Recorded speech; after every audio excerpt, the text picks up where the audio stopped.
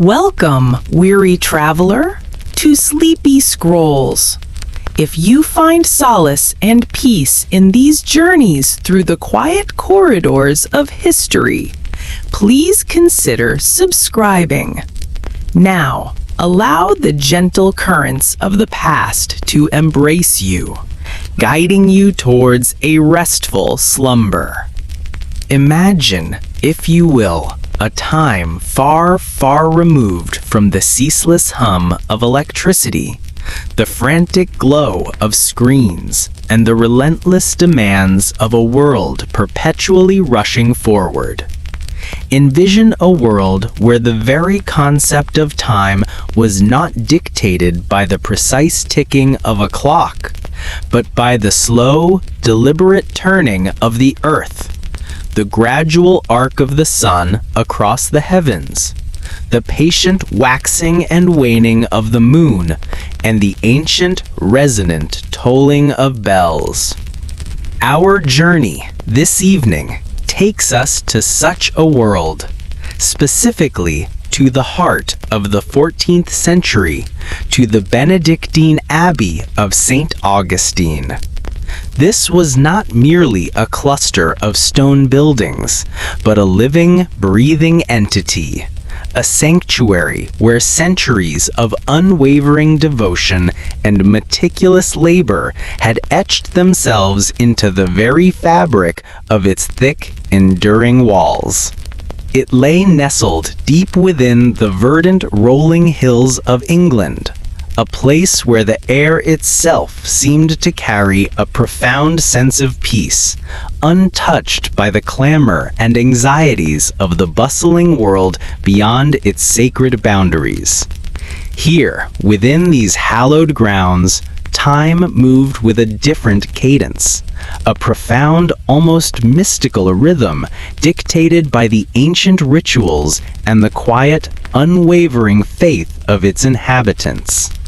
Our guide through these unfolding hours is Brother Thomas, a monk whose very being seemed to embody the gentle serenity of the abbey.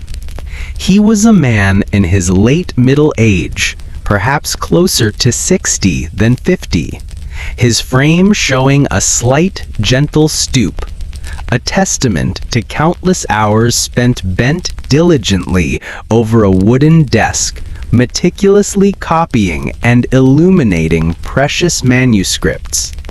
His hands, though calloused or roughened from years of handling rough parchment and delicate quills, moved with an almost ethereal grace, imbued with a deep respect for the materials they touched. His eyes, though often showing the gentle weariness of early mornings and late nights, held a profound, quiet wisdom, reflecting a lifetime spent in contemplation and service. His spirit, however, remained as unburdened and clear as the morning mist that often clung to the abbey's ancient moss-covered rooftops. Brother Thomas's days, like those of all his brethren within the abbey, were not a frantic scramble of disparate tasks, but a meticulously woven tapestry. Each thread was laid down with deliberate purpose, carefully integrated into the larger design of prayer, labor, and silent contemplation. There was no room for haste, no place for anxiety, only the calm, steady progression of each prescribed hour. The first stirrings of this meticulously ordered day, signaling the profound hour of matins, arrived long, long before the sun dared to hint at its return. It was usually around 2 in the morning, a time when the world outside lay submerged in its deepest, most profound slumber. The great bell, a venerable old bronze behemoth, affectionately named Maria by generations of monks after the Blessed Mother, would begin its slow, deep, and utterly resonant tolling. The sound, rich and full, vibrated not just through the air, but seemed to permeate the very thick stone walls of the abbey, a gentle yet unwavering summons that rippled through the fabric of the sleeping monastery. Brother Thomas, a creature of habit refined by decades of monastic discipline, would stir almost instinctively on his simple straw mattress, often before the final echoes of the bell had faded into the vast silence. The air in his cell, a small, unadorned room of rough-hewn stone, was always cool, sometimes even damp, carrying the faint, earthy scent of ancient masonry, mingled with the distant, ever-present aroma of beeswax from countless candles, and the dry, papery smell of old books. He would rise without the slightest hint of urgency, his bare feet meeting the cold flagstones of the floor with a familiar touch. Slowly, deliberately, he would don his coarse woolen habit, the simple, unbleached fabric a familiar, comforting weight against his skin as he pulled it on. There were no hurried movements here, no frantic rush to begin the day. Each action was mindful, each step taken with a quiet purpose, a small yet significant preparation for the sacred work that lay ahead, a silent offering of his very being to the unfolding hours. Joining the silent, almost spectral procession of his fellow monks, Brother Thomas would make his way through the dimly lit cloisters, their figures cowled and indistinct in the profound pre-dawn gloom, moved with an almost dreamlike fluidity, like shadows slipping across the ancient worn flagstones. They were illuminated only by the faint, dancing light of a few handheld lanterns carried by the prior and the sacristan, their soft glow creating elongated, wavering silhouettes against the rough stone walls. The only sounds were the soft, rhythmic padding of their sandaled or bare feet on the ancient stones, a quiet, almost melodic whisper against the profound silence of the sleeping abbey. Occasionally, a cough, quickly stifled, or the barely audible creak of an old timber might break the stillness, only to be quickly reabsorbed by the vast quiet. Upon entering the vast, echoing space of the Abbey Church, the air seemed to grow even colder, a profound chill that bespoke centuries of stillness, of countless prayers whispered and sung into its very atmosphere.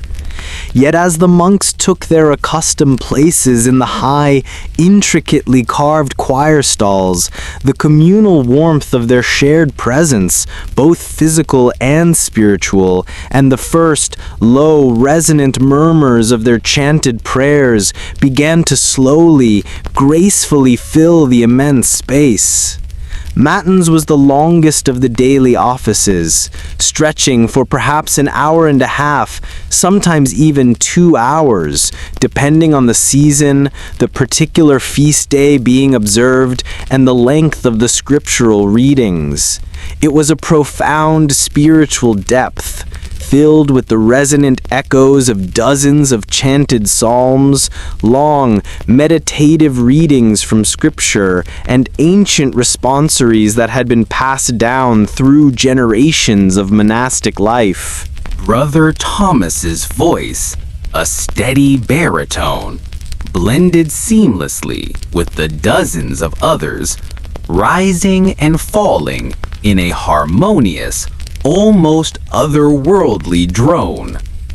The ancient, sacred Latin words repeated themselves, weaving a soothing, almost hypnotic tapestry of sound that seemed to smooth the rough edges of any lingering thoughts or worries, from the slumber that had just ended. He found a profound, almost mystical comfort in this sacred repetition, in the humbling knowledge that these very words, these same chants, had been spoken and sung by countless monks in this very place, or in countless other monasteries across the Christian world for 1,000 years or more. It was a timeless continuity, a living tradition that stretched back through the mists of history. It was a time for the soul to stretch, to unfurl itself, to gently orient itself towards a path of deep peace before the more bustling thoughts of the day could truly take root. He would often close his eyes, sometimes for long stretches, letting the waves of sound wash over him, feeling the spiritual current carry him gently into a deeper state of quiet contemplation.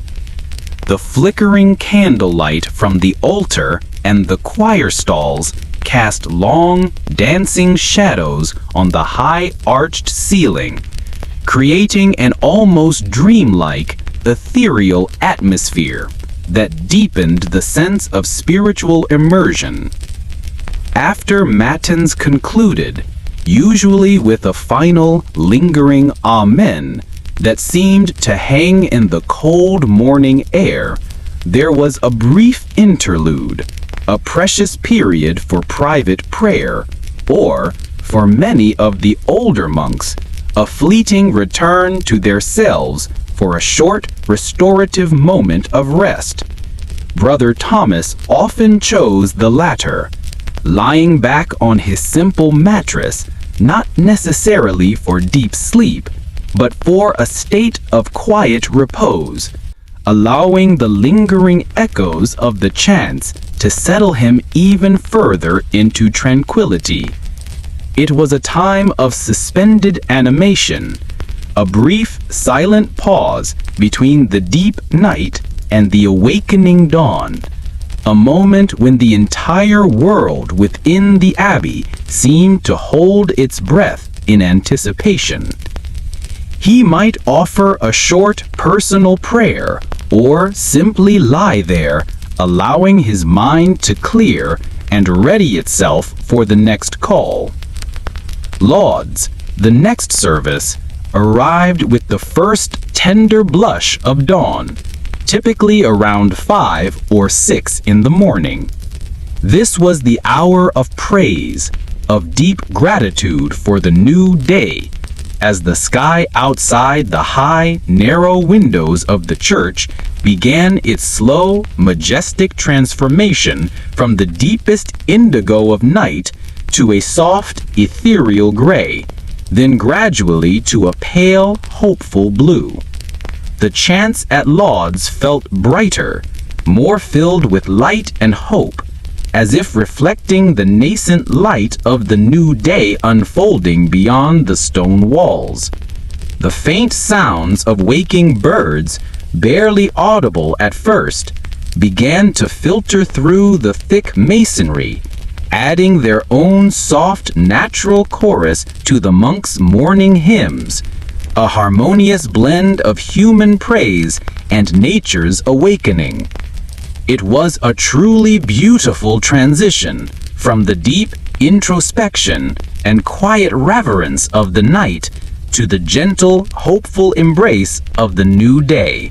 Following Lauds, the monastic community would gather in the chapter house. This was a communal space, usually adorned with simple frescoes depicting scenes from the life of Saint Benedict or the abbey's founders. A room where the daily business and spiritual guidance of the abbey were conducted. The abbot, a figure of quiet authority and deep spiritual wisdom, would sit at the head of a long, heavy wooden table. He would read a chapter from the Holy Rule of Saint Benedict, the foundational text that governed every aspect of their lives, from the mundane to the sacred. He might offer gentle spiritual guidance, address any minor infractions with quiet dignity and compassion, or discuss matters concerning the welfare and administration of the monastic community. Brother Thomas would listen attentively, his mind calm and receptive, absorbing the wisdom and direction offered. The very act of listening, without interruption or judgment, was in itself a profound form of meditation, a practice in humility and attentiveness. With the chapter concluded, it was time for the Opus Dei, the work of God in its earthly, tangible form. For Brother Thomas, this meant making his way to the scriptorium, the abbey's copying room. This was his true sanctuary, a chamber of profound quietude, where the only sounds were the rhythmic, almost hypnotic scratching of quills upon parchment, the gentle rustle of turning pages, and the occasional soft sigh or barely audible clearing of a throat from a monk deep in concentration. The air here was always rich with a unique, complex scent, a deep, earthy aroma of ink mixed with the dry, slightly sweet, almost leathery smell of old parchment, and the faint woody scent of polished oak from the desks. He would carefully, almost reverently, unroll the large section of parchment he was currently working on. It might be a dense theological treatise by St. Augustine, a volume of ancient Roman history, a beautifully illuminated gospel, or even a book of Gregorian chants. The inks, too, were not simply bought, but made right within the abbey walls. The rich, deep black ink, so characteristic of medieval manuscripts, was typically concocted from a mixture of oak galls, small, round growths on oak trees caused by wasps, iron vitriol, iron sulfate, and gum arabic, all simmered together and filtered. The vibrant reds might come from cinnabar or ground minerals, the brilliant blues from precious lapis lazuli, imported from distant lands, a true luxury, or the more common woad plant, the greens from malachite, and the yellows from saffron. Each color was a small miracle of medieval chemistry and artistry, carefully ground into fine powders and mixed with binders to create stable, long-lasting pigments. Brother Thomas would then select a quill, usually from a goose feather, which he would meticulously trim and sharpen with a small specialized knife, constantly testing its delicate point against a scrap of parchment until it achieved the perfect fineness and flexibility for creating elegant, consistent script. His task was one of unwavering precision, demanding immense patience and concentration to reproduce each letter, each word, each line of the master text with absolute fidelity, ensuring no mistakes were made that could corrupt the sacred words or historical accounts. Hours would pass in this profound quiet, this deep, focused labor. His hand moved steadily, tirelessly, forming elegant, uniform script. His mind was immersed not necessarily in the profound meaning of the words, though he was familiar with many, but in their perfect form, their aesthetic grace, their visual harmony on the page. He often felt a deep, almost mystical connection to the countless scribes who had copied these very texts, or similar ones, for centuries before him, a silent, unbroken lineage of dedication, preserving knowledge and faith for generations yet unborn. The subtle play of natural light and shadow across the vellum, the minute variations in ink depth as the quill moved, the precise spacing between words and lines, these were the intricate details that constituted his entire world within the scriptorium. The repetitive motion of dipping the quill, writing, blotting, and re-dipping created a soothing, almost meditative rhythm. Around 8 in the morning, the bell for prime would ring, a gentle yet insistent summons calling them back to the church for another brief service, a blessing for the new day's work. It was a moment to pause from their earthly labors, to offer up the fruits of their efforts to God, and to seek guidance and strength for the hours ahead. This short interlude broke the morning's intense focus, refreshing the mind and spirit before returning to their tasks. Then, finally, came the first simple meal of the day, known as prandium. It was a frugal yet nourishing affair. Perhaps some dense, dark bread baked in the abbey's own massive stone ovens. A small, firm piece of cheese made from the abbey's cows, and a mug of weak ale or watered wine. The monks ate in complete silence in the refectory, their communal dining hall.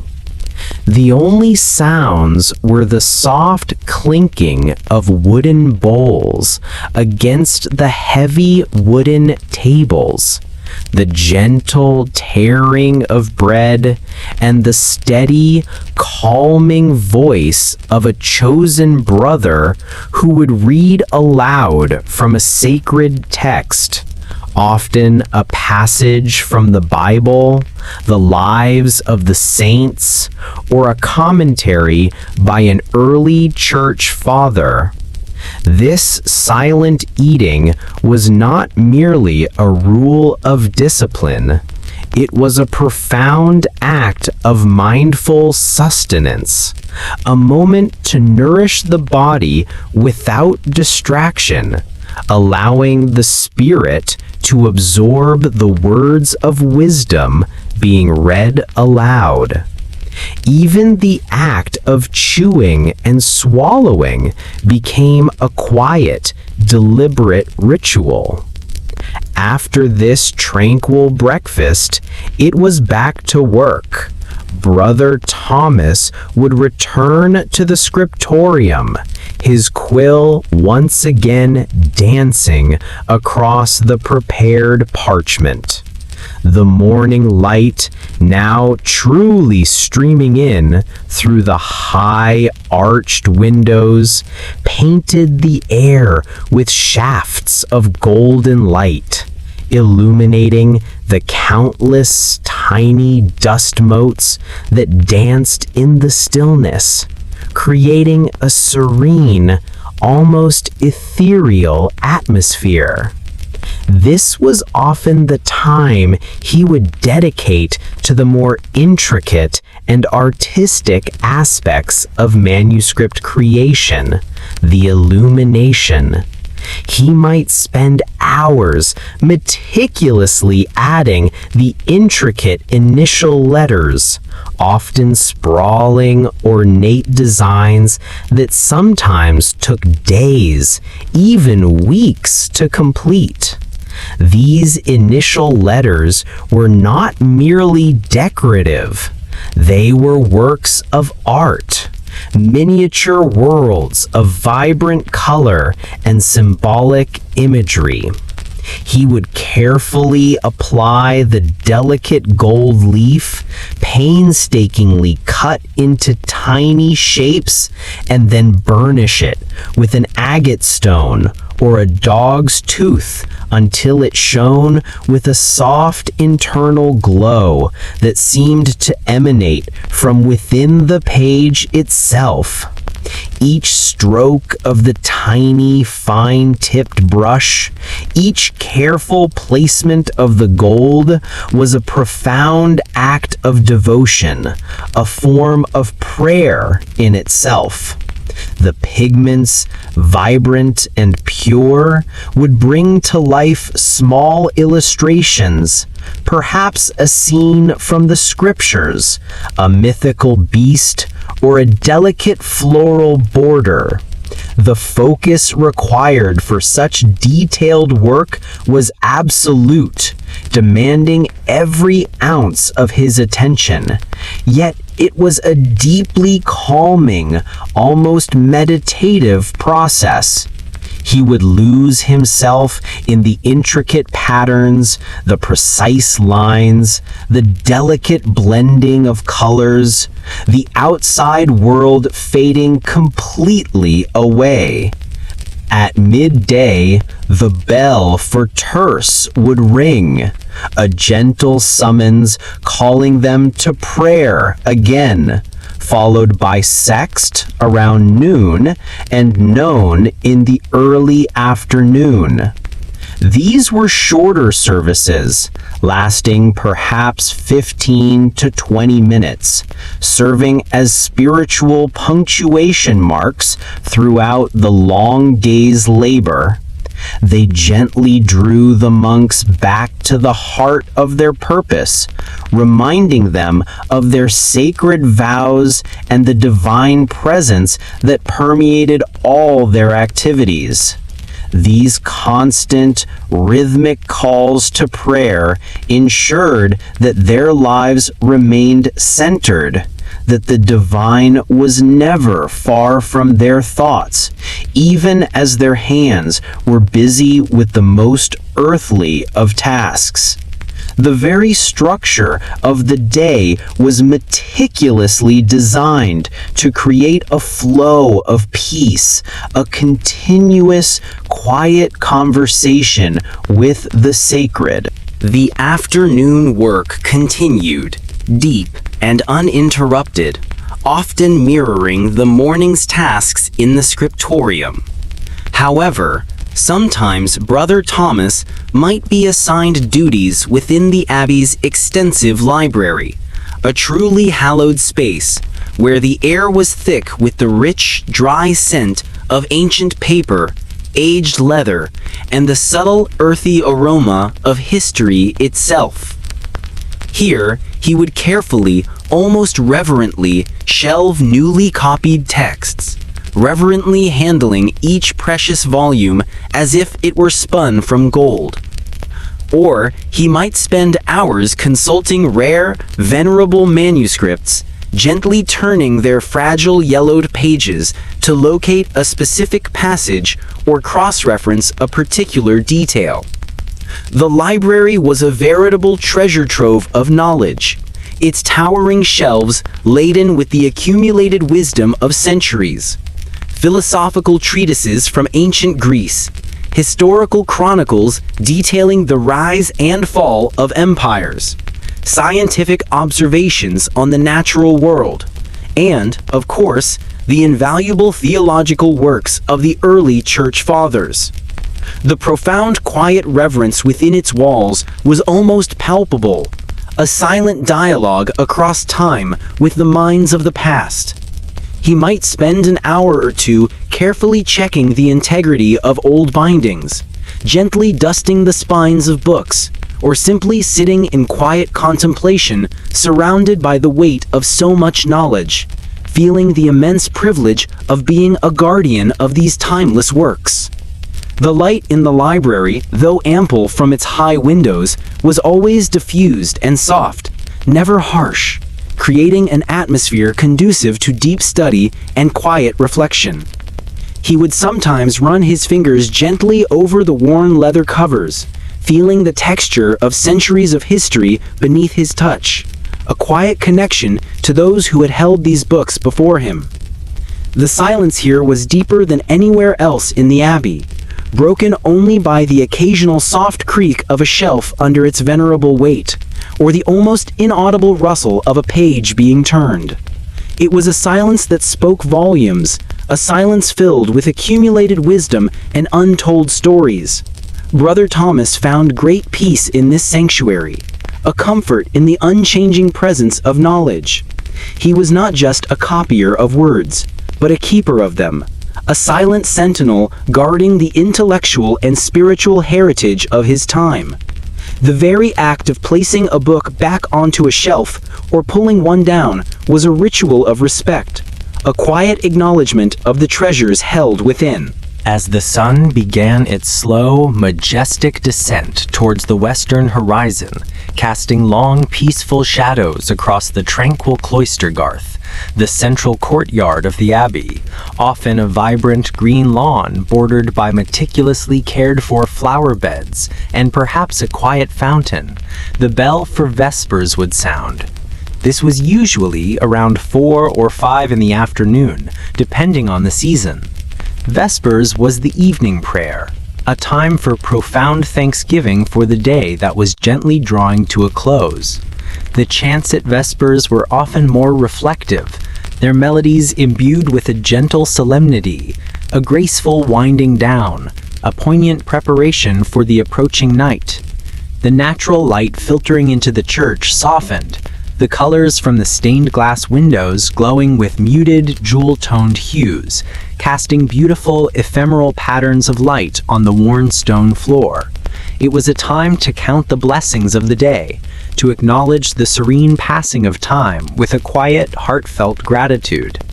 After Vespers, the monks would gather for the main meal of the day, known as cena. This was a slightly more substantial meal than breakfast, though still adhering to their simple monastic diet.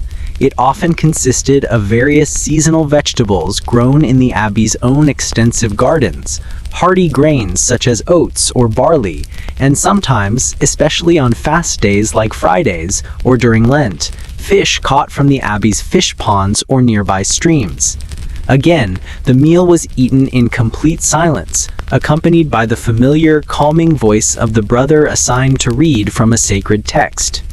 It was a time for quiet nourishment, both for the body, which had labored diligently throughout the day, and for the soul, which continued its journey of spiritual absorption.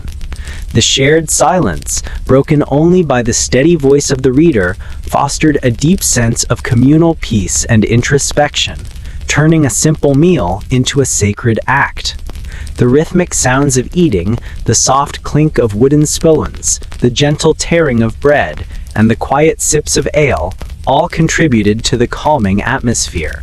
Following the evening meal, there was a period known as collatio, a time for spiritual reading or gentle, hushed discussion, often in a more relaxed setting within the common room. Brother Thomas might choose to read from a commentary on the scriptures, a spiritual treatise, a life of a saint, or a volume of contemplative poetry, allowing his mind to absorb the wisdom and peace offered by these profound texts. Sometimes, a quiet theological question might be posed by the abbot, leading to a gentle, thoughtful exchange of ideas amongst the brethren, always in hushed tones, maintaining the profound tranquility that permeated every corner of the abbey. This was a moment for intellectual nourishment, but always in a way that fostered contemplation rather than debate. The gentle glow of a few shared candles would illuminate the worn pages, casting soft shadows that danced with the subtle movements of the monks. The final service of the day was Compline, just before bed, usually around 7 or 8 in the evening, as the last vestiges of daylight faded from the sky. This was the prayer for the night, a profound and ancient plea for protection during the hours of darkness and for a peaceful, undisturbed sleep. The church was now almost entirely dark, save for a few flickering candles that cast long, dancing shadows, deepening the sense of peace, intimacy, and a comforting solitude. The monks would sing the ancient hymn Salve Regina, Hail Holy Queen, or Te Lucis ante terminum, before the ending of the day, their voices a soft, comforting murmur that seemed to dissolve into the vast silence of the night. It was a profound and beautiful end to the day, a complete surrender to the coming darkness, entrusting themselves, their abbey, and the world to divine care. The last notes of the chants would linger in the cold, vast space, slowly fading into an even deeper stillness. After Compline, the great silence descended upon the abbey. From this moment until after prime the next morning, no talking was permitted whatsoever. This profound silence was considered a precious gift, a vital element of monastic life, allowing each monk to carry the spiritual peace and introspection of the day into the solitude of their rest. Brother Thomas would return to his humble cell, the silence of the cloister unbroken save for the gentle rustle of leaves outside his window, stirred by a soft night breeze, or the faint murmur of the nearby river, a constant, soothing whisper in the distance. Occasionally, the distant hoot of an owl in the ancient trees surrounding the abbey might pierce the stillness, only to quickly fade into the background. He would prepare for sleep, perhaps saying a final private prayer of gratitude for the day's blessings, and then lay down on his simple straw mattress, pulling his coarse woolen blanket close. As he drifted off to sleep, the last sounds to register in his consciousness would be the subtle whispers of the abbey settling down for the long night, the gentle creak of old timber stretched by the cooling air, the soft, barely perceptible patter of a lone raindrop against his window, the deep, rhythmic breathing of his fellow monks in their nearby cells, a comforting reassurance of shared quietude. The immense weight of the ancient stones surrounding him, the profound enveloping quiet of the great silence, and the deep knowledge of a day well lived in devoted labor and unwavering faith, all contributed to a profound and overwhelming sense of security and tranquility. His mind, gently tired from a day of meticulous labor, deep contemplation, and spiritual devotion, would slowly, serenely empty itself, all thoughts dissolving like mist, settling into a deep, restorative sleep. A sleep that would prepare him for the quiet rhythm of another day, which would begin once more with the distant, familiar, and ever-comforting tolling of Maria, the great bell. And so the serene, unwavering rhythm of the Benedictine Abbey continued, day after day, week after week, through the changing seasons, year after year, a timeless cycle of prayer, work, contemplation, and restorative rest. It was a life lived in profound harmony with the ancient ways, where every breath was an offering, every moment a gentle unfolding, and every silence a deep, soothing song. A world of peace preserved for your quiet contemplation.